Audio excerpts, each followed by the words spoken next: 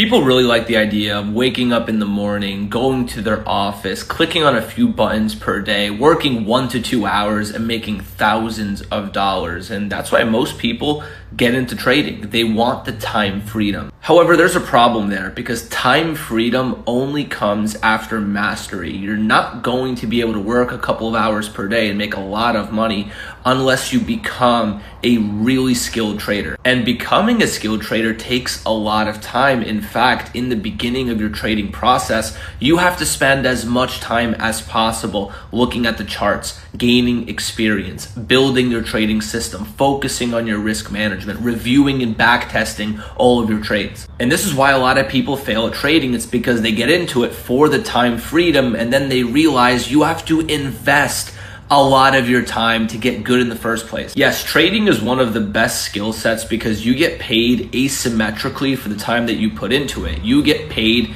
based off your execution and based off you following your plan every single day. If you're really good, you could work 1 to 2 hours and make thousands of dollars, but getting good is the hard part. It's delayed gratification. Put in the work now so later on you could have the freedom.